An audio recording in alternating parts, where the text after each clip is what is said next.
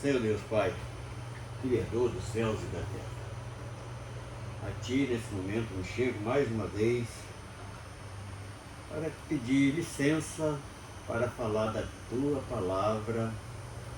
Vamos falar hoje feitos da Tua parte com algumas pessoas que nos deixou exemplo. Assim nós vamos falar um pouco da obra redentora que realiza no coração do homem, de misericórdia. Assim nós te pedimos, Senhor, para estar nos dirigindo no nome do Senhor Jesus. Amém. Vamos dar início em João 8, do verso 1 até o verso 11, para dar introdução no assunto que queremos falar hoje. Porém, Jesus foi para o Monte das Oliveiras e pela manhã, cedo, tornou para o templo. E todo o povo vinha ter com ele. E assentando-se, os ensinava. E os escribas e fariseus trouxeram-lhe uma mulher apanhada em adultério. E pondo-a no meio, disseram-lhe: Mestre, esta mulher foi apanhada no próprio ato, adultério. E na lei nos mandou Moisés que as tais sejam apedrejadas. Tu, pois, que diz? Isto diziam-lhes, tentando-o para que tivesse de o que o acusar.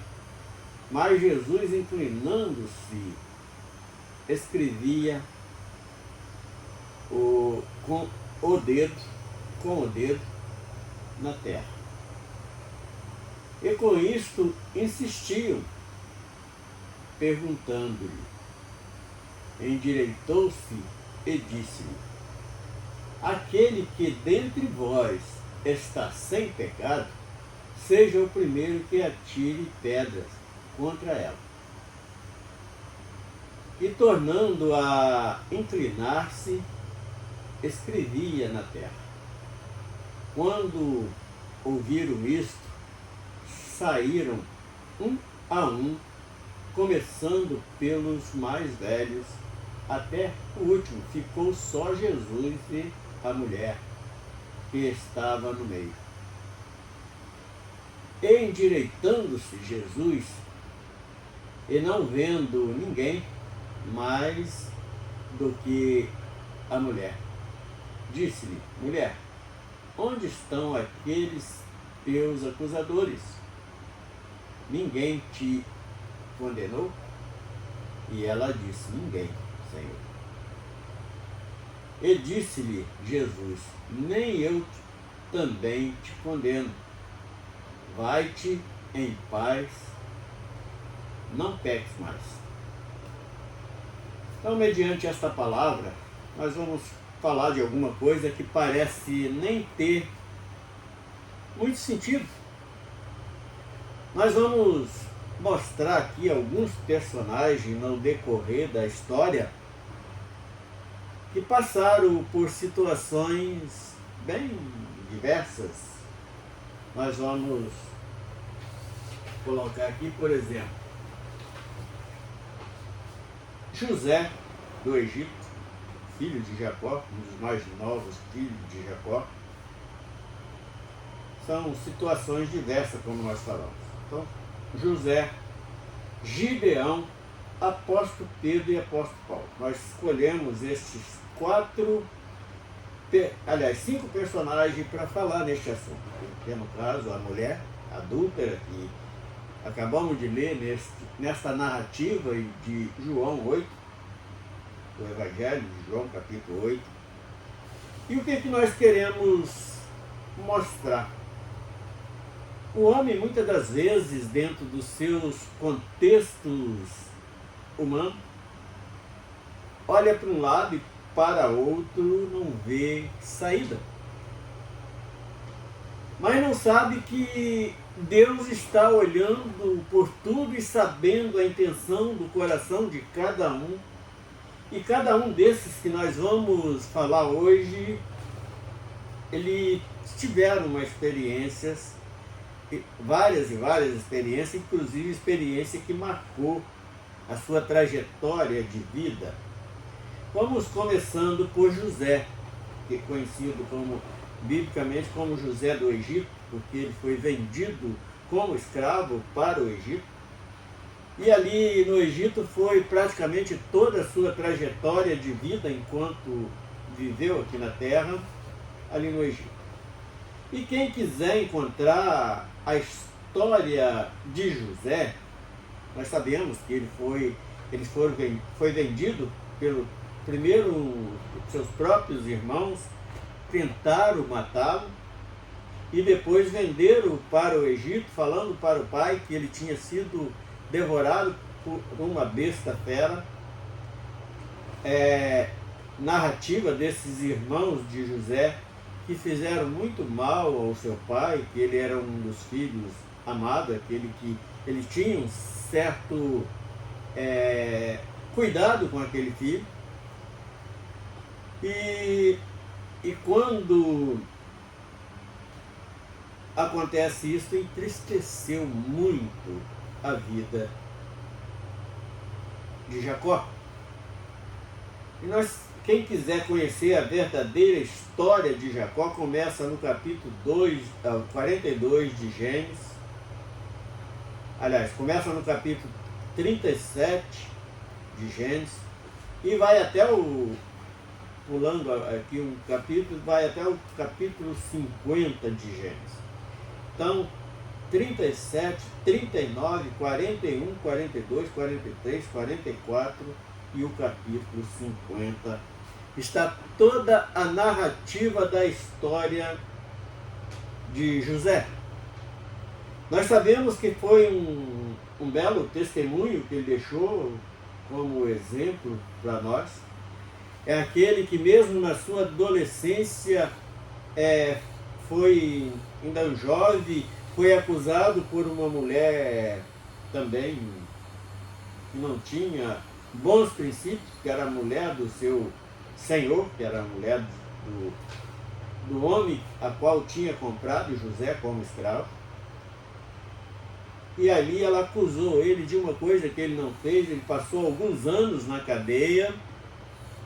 E depois, a partir do capítulo 39, nós vamos ver uma narrativa positiva elaborada por Deus acerca daquele servo. Aí nós vamos andar mais alguns anos, nós vamos no personagem de Gideão, que está em Juízes, no livro de Juízes 6. O que aconteceu com esse homem? O que aconteceu com ele é que os medianitas,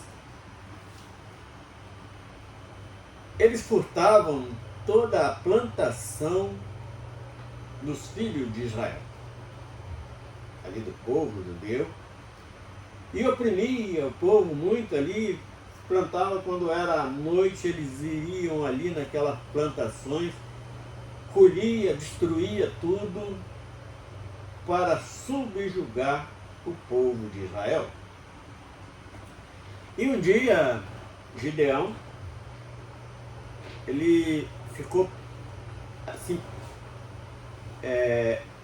até assustado no momento, quando Deus envia ali um mensageiro que chegou para ele e falou assim: varão valoroso.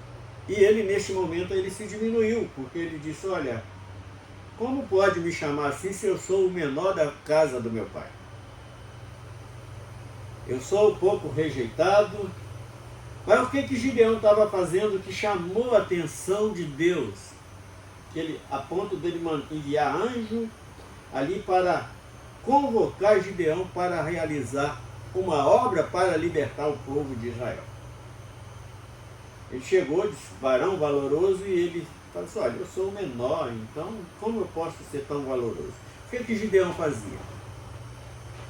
Ele pegava a plantação, a colheita do trigo, e ia malhar o trigo dentro do lagar. Nós, espiritualmente, nós temos vários significados em cima desta operação, deste feito de Gideão. E Deus agradou daquela postura de Gideão e convocou Gideão para livrar o seu povo da mão dos midianitas. E ali, quem quiser conhecer a história, está no capítulo 7 de Juízes e o capítulo 8. Então tem toda uma história a respeito de Gideão. Também uma história que dá um certo impacto quando nós conhecemos o agir de Deus, a maneira que Deus tem agido. Só para adiantar um pouquinho, quando Gideão faz ali algumas provas com aqueles anjos, que se cumpre tudo, ele então tomou posição e foi agir. E quando ele convoca o povo de Israel, tinha ali alguns milhares de soldados para lutar com ele contra os medianitas. E Deus fala para Gideão, fala assim, olha, tem muita gente, faz uma prova, desce ao ribeiro e manda que eles beberem água. Aquele que botar a mão na água e levar na boca, separa para um lado, e aquele que lamber a água como um cão, separa para o outro. E desses que lamberam a água foram apenas 300. E ele mandou que dispensasse o restante todinho. E com aqueles 300 homens, ele venceu o exército dos medianitas e livrou Israel de toda aquela opressão que aqueles indivíduos realizavam contra o povo de Israel. Agora vamos para o apóstolo Pedro. Nós não estamos apontando esse primeiro para depois voltar lá na mulher adúltera e acabar de concluir o que nós temos separado para hoje, para meditarmos. O apóstolo Pedro. O apóstolo Pedro, nós conhecemos a história, porque é muito narrada em vários lugares onde se reúne para cultuar. Então a história de Pedro ela é bem lembrada nesses lugares. E nós sabemos que no último dia, quando Jesus foi entregue, ele falou que ele era o tal, inclusive corta a orelha de um soldado. Jesus ali realiza aquele milagre, cola a orelha do soldado no lugar. E quando ele disse que perto dele não acontecia, quando Jesus anunciava que ele seria entregue nas mãos dos malfeitores, e ele fala que não, que perto dele não acontecia, e Jesus falou assim, olha, só para te provar isto, hoje, antes que o galo cante, 3 vezes vai me negar. E aconteceu, foi uma decepção muito grande para aquele apóstolo, que aprendeu com o próprio Jesus, mas tinha um detalhe, ele negou por quê? Porque ele ainda não era selado com o poder de Deus, que é o batismo com o Espírito Santo. Ele ainda não tinha recebido este benefício. E depois que ele recebe este benefício dos altos céus, algo de muito milagroso aconteceu na sua vida para triunfar no reino dos céus. E o penúltimo personagem que nós vamos falar hoje, tem vários, mas separamos apenas esses 5 hoje para falar a respeito deste assunto. é o apóstolo Paulo. São situações completamente diferentes. Nós vemos que a de José foi um traído pela própria família. Gideão também tem alguma coisa a ver, porque ele era desprezado pela própria família, ele se sentia diminuído, e Deus separa ele para algo tão importante. O apóstolo Pedro já é uma situação completamente diferente, ele andando com Jesus, mas por não vigiar muito no falar, ele tropeçou algumas vezes, e no final ele foi esse servo valente, esse servo que marcou muito na história do Evangelho. E o último que nós vamos apenas relatar, não vamos estar lendo nada a respeito, vai encontrar no Atos capítulo 9, como foi a experiência de salvação que o apóstolo Paulo era antes, nem esse nome ele tinha, era Saulo de Tarso, e depois que ele se converte, ele é mudado o seu nome para Paulo. E ele era um perseguidor da igreja de Cristo. Todo mundo que pregava o evangelho do reino dos céus, ele perseguia, prendia, até participava da morte desses que fazia tal coisa. E Deus separa aquele homem para trazer este evangelho do reino até nós, que somos hoje conhecida como a igreja gentil. Então fala da conversão de Paulo no capítulo 9 de Atos dos Apóstolos. E agora vamos voltar ao texto que nós lemos para encerrar esta conversa de hoje. Então aqui tem duas situações bem diferentes que acontecem aqui.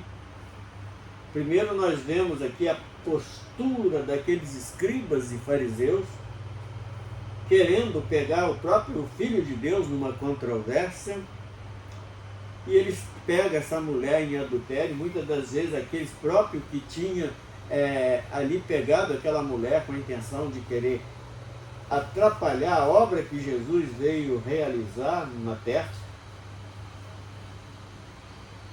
E por certo eles iam apedrejar, porque eles eram praticantes da lei, aquilo que não atrapalhava eles levar lucro, eles realizavam.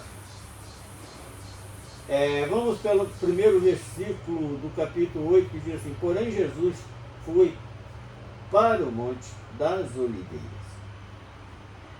O que representa este Monte das Oliveiras? Ali onde ele se separava das multidões, porque todo lugar que Jesus estava tinha uma grande multidão, é aquele momento que ele ia ter intimidade mais íntima com o Criador de todas as coisas. E interessante que no verso 2 diz assim: e pela manhã, cedo, tornou para o templo. Quer dizer, passou a noite ali numa vigília, pelo que nós entendemos aqui. E quando é de manhã, ele vai para o templo com o objetivo de fazer isso que nós temos desejo de fazer: ensinar, de instruir o povo para se desviar do pecado. Então, e pela manhã, cedo, tornou para o templo. E todo o povo vinha ter com ele, e, assentando-se, os ensinava. Então ele não negava de dar informação para ninguém. E nós temos um objetivo nos nossos corações também, porque ele disse que era para imitar, o próprio apóstolo Paulo falou que fosse imitador dele, assim como ele era imitador de Cristo. E nós que alcançamos um pouquinho desta graça, enorme graça, nós temos também o desejo de informar, de ensinar as pessoas para desviar do mal que vai condenar cada um. chama-se pecado. E uma maneira que nós temos para desviar do pecado é nos envolvendo cada vez mais com este Evangelho, com esta obra redentora que o próprio Filho de Deus tem. Então, o que nós temos em compartilhar com esse versículo 2, que Jesus, ele assentando-se, os ensinava. E eu também, por várias vezes, eu falei que se um dia eu tivesse um programa, rádio, televisão, seja o que fosse, o título do programa seria Tirando Dúvidas. E nós, indiretamente, nós estamos fazendo isso, porque muitas coisas que é pregado nas congregações, que traz uma certa confusão, uma certa mistura, confusão na mente de muitos, nós temos procurado esclarecer aquilo que é a verdade dos evangelhos, a verdade de Deus para nossas vidas, tirar dúvidas que paira na mente de muito, no coração de muito. E aqui no verso 3 nós vamos nos deparar exatamente com aquilo que representa os falsos profetas, os anticristos, os mercenários, os falsos pastores, uma obra adversária da obra da redenção. Está no capítulo 6. E os escribas e fariseus trouxeram-lhe uma mulher apanhada em adultério. Então eles pegavam alguma coisa que até tem um sentido de verdade, mas o coração deles estava voltado para realizar alguma coisa de mal, principalmente atrapalhar a obra que Jesus tinha trazido para implantar nos nossos corações. Então eles pegaram aquela mulher em pecado, mas eles não podiam condenar porque eles também eram pecadores, que o próprio texto aqui ele vai nos mostrar isso. E pondo-a no meio, disseram-lhe: mestre, esta mulher foi apanhada no próprio ato adultério. Então ali era um pecado que é pecado até hoje. E muita gente conhece essa palavrinha adultério só quando há infidelidade no matrimônio. Mas não, esse adultério, essa palavra adultério, ela atinge vários campos da vida do homem, inclusive na nossa, vamos dizer assim, na nossa sinceridade, aquilo que nos mostra como pessoas dignas. Muitas das vezes isso é adulterado, inclusive nesses últimos dias de hoje, nós vemos uma inversão de valores muito grande, onde aquilo que é errado dentro da sociedade está certo e aquilo que é certo dentro da sociedade é errado. Quando nós defendemos essa salvação, tem muita gente espalhada na face da terra que nos chama de quadrados, idiotas e nos classificam de várias maneiras, mas não. Nós estamos agindo de sabedoria porque a própria palavra nos diz que o princípio da sabedoria é o temor a Deus, o temor que está nos nossos corações, que isto nos condiciona a sermos eleitos para viver na eternidade em bonança ao lado de Deus. Então, nós vemos no verso 4 que eles pegam ela no ato do adultério e leva para que Jesus também a condenasse.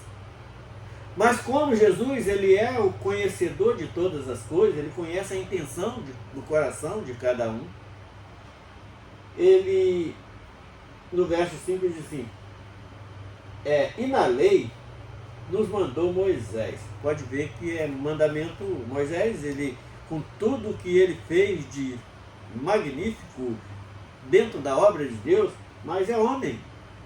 Ele não é, nunca foi, nunca vai ser mais do que o próprio Filho de Deus. Então, mandou Moisés que as tais sejam apedrejadas. E Deus tem um negócio, o próprio Jesus, ele agiu desta maneira porque Deus, ele honra a palavra daqueles escolhidos. Diz assim, apedrejadas. Tu, pois, o que dizes? Então eles perguntam para colocar em xeque a opinião de Jesus para condenar. Porque se falasse que não podia condenar, eles iriam também acusar Jesus como um negligente da lei. E Jesus, ele não veio para negligenciar a lei, ele veio cumprir ela e fazer uma mudança nesta lei. Escrever a partir dali um estatuto novo, que hoje nós conhecemos como graça. Porque a lei não foi suficiente para redimir ninguém de pecado. Ali só mostrava, dava só um espelho do que seria a verdadeira redenção para pecado, que seria na própria figura do Senhor Jesus. Isto dizia eles, tentando para que tivesse de que acusar. Mas Jesus, inclinando-se, escrevia com o dedo na terra. Quando Jesus não dá resposta nenhuma, a palavra não mostra o que Jesus escrevia ali na terra. Tem alguns teólogos que falam que ele escrevia ali os pecados daqueles que estavam ali acusando aquela mulher. Até pode ser, eu não digo que não. A Bíblia não diz o que ele escrevia. Então só mostra que ele escrevia. E como insistir-se, perguntando-lhe, endireitou-se e disse-lhe, aquele dentre vós está sem pecado, seja o primeiro que atire pedras contra ela. E a consciência nesta hora vai falar, ainda mais quando coloca ali em choque aquilo que eles realizavam, porque quem dizia que eles que estavam ali não eram os próprios que estavam adulterando contra a lei, praticando adultério junto com aquela mulher.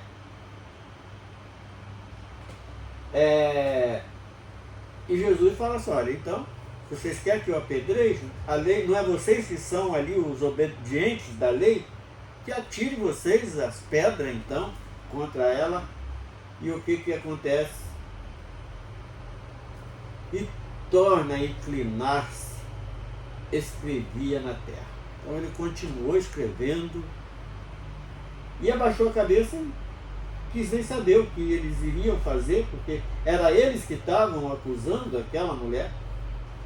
E a palavra é bem clara que nós não podemos julgar ninguém. O único que tem capacidade para julgar, principalmente nesse campo do pecado, é o próprio Deus. Portanto, todos vão estar diante do tribunal naquele dia que já está marcado, que só Deus sabe a hora e dia que vai acontecer isso. Então, mostra que ele inclinou de novo e continuou escrevendo na terra.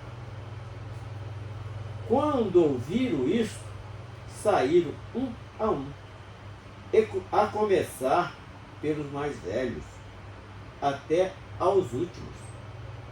Ficou só Jesus e a mulher que estava no meio. Então eles começaram a jogar, com certeza, se desfizeram daquelas pedras.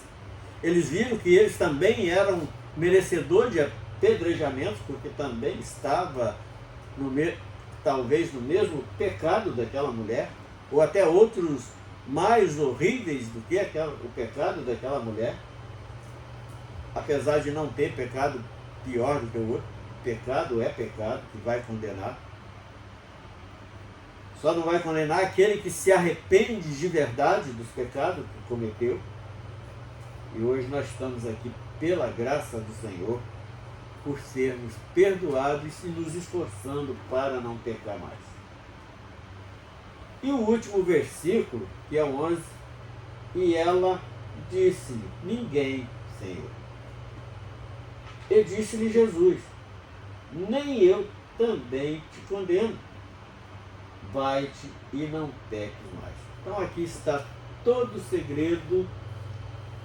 Jesus desceu da sua glória, expiou nossos pecados, porque só com o sangue de um justo que os pecados podem ser perdoados. E quando acontece isto, nós temos que travar uma guerra dentro de nós mesmos para não pecarmos mais. Aqueles momentos que nos faltam, porque nós sabemos que esse tabernáculo carnal ele é fraco, na verdade, mas nós não podemos nos justificar com isso.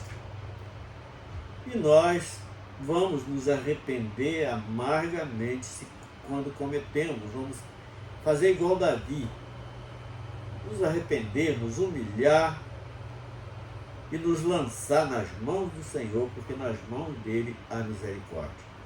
Nós sabíamos que na mão daqueles homens que estavam ali para apedrejar aquela mulher, não ia haver misericórdia.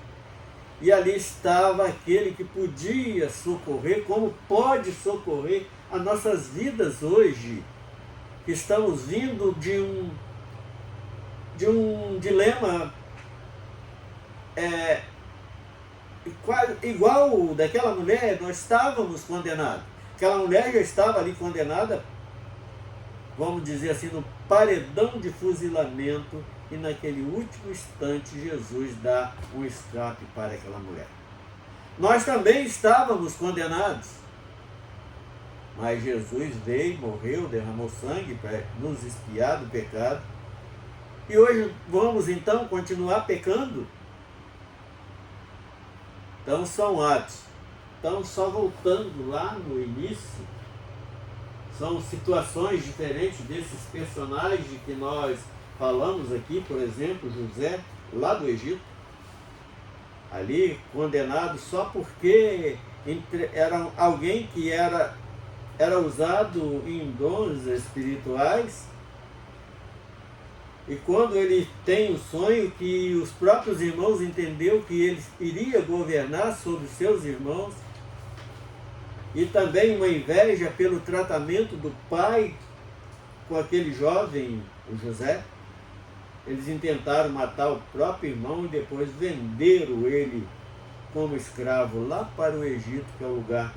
Egito é símbolo de servidão. Então, são situações adversas. Aconteceu com José. Gideão, quem era Gideão? Gideão era um filho dentro de uma família que não eram, eles não eram irmãos da mesma mãe. Hoje aqui, principalmente aqui no Brasil, o Gideão ganharia o título de bastardo. E ele era aquele irmão mais desprezado para lá, então ele se sentia diminuído. Quando o anjo do Senhor vem falar com Gideão, o que ele fala? Olha, eu sou o menor na casa dos meus pais. Então, eu não posso fazer nada. E o anjo, trazendo ali a mensagem direto dos altos céus para ele, falou, não, tem sim. Ele lança ali algumas provas, aquelas provas são cumpridas para confirmar que era vinda de Deus, aquelas orientações daqueles anjos.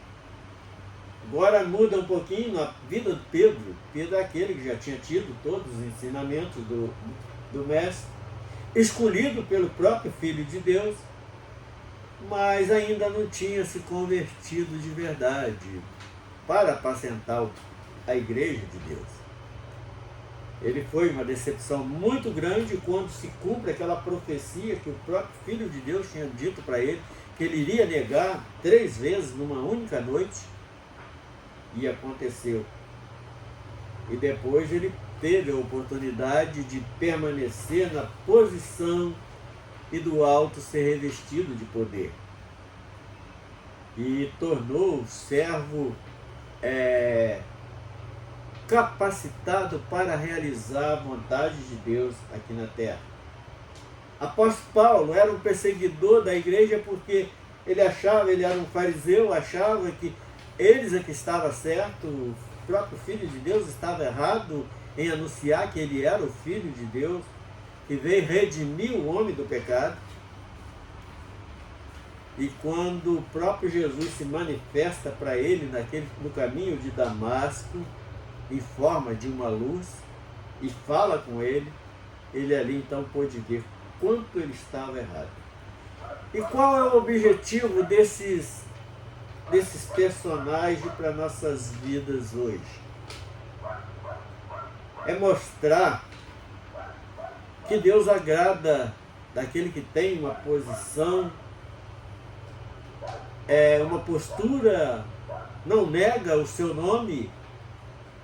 Então ele tem algo de maravilhoso para realizar através das nossas vidas enquanto estivermos aqui. E depois triunfar na glória, como com certeza esses servos estão hoje. O que você está fazendo que traz algum benefício na parte espiritual? O que nós temos que fazer é perguntar a Deus o que ainda nos falta para fazermos a vontade dele. Então nós temos que estar nessa postura. Estamos encerrando com esta live de hoje, trazendo alguns pontos para analisarmos a nós mesmos. Será que eu estou na postura de José? Mesmo desprezado pela família, mas a minha postura, Deus está agradando da minha postura, posição de José, a mesma de Gideão, aquele que se sentia diminuído dentro de uma sociedade, que a família é uma sociedade, e Deus mostra para ele sim, que Deus está agradando da postura de Gideão, entamalhando o trigo ali no lagar. O que isso significa? Mesmo em todo o nosso trabalho, nós temos que estar ali lembrando do sacrifício por nossas almas. Pedro, aquele que falava sem pensar, buscar o selo do Espírito Santo para passar a dirigir a sua própria vida. E Paulo, o próprio Deus mostrou que ele estava errado quando tomou aquela postura de perseguir os adeptos, o ensinamento do próprio Jesus, do próprio Filho de Deus. E com isso nós vamos glorificando o nome do Senhor, entregando esta mensagem, pedindo a Deus para que o próprio Deus possa estar levando, fazendo com que esta mensagem chegue naqueles que estão passando momentos de decepções na família, decepções dentro da sociedade, decepções dentro do meio religioso onde ele está vivendo, ou se está na posição de Pedro ali falando sem pensar o que vai sair da boca, é oferecer postura que ele não tem condição de oferecer para ninguém. E do apóstolo Paulo, será que eu estou sendo um perseguidor da igreja? Pede a Deus para que Ele possa te mostrar, ou até para mim mesmo, se eu estou errado em não concordar com muitas posturas que eu estou assistindo hoje, quando estão implantando uma palavra alterada no meio dos discursos de mensagem, falando, oferecendo aquilo que Deus não ofereceu em nome de Deus, comercializando louvores, comercializando mensagens, comercializando milagres e tantas outras coisas. Será que nós estamos errados em fazer isso? Paulo estava perseguindo a igreja. Nós sabemos que é a verdadeira igreja, aquela que foi fundamentada na pedra de esquina. E nós estamos aqui nessa mesma postura, para que o próprio Senhor possa estar nos dando condição de nos analisar a nós mesmos. Senhor Deus, nós glorificamos o Teu nome, nós Te bendizemos pela grandeza da Sua santidade e nós Te pedimos, Senhor, que opera nas nossas vidas, assim como operou na vida desses servos do passado. Em nome do Senhor Jesus. Amém.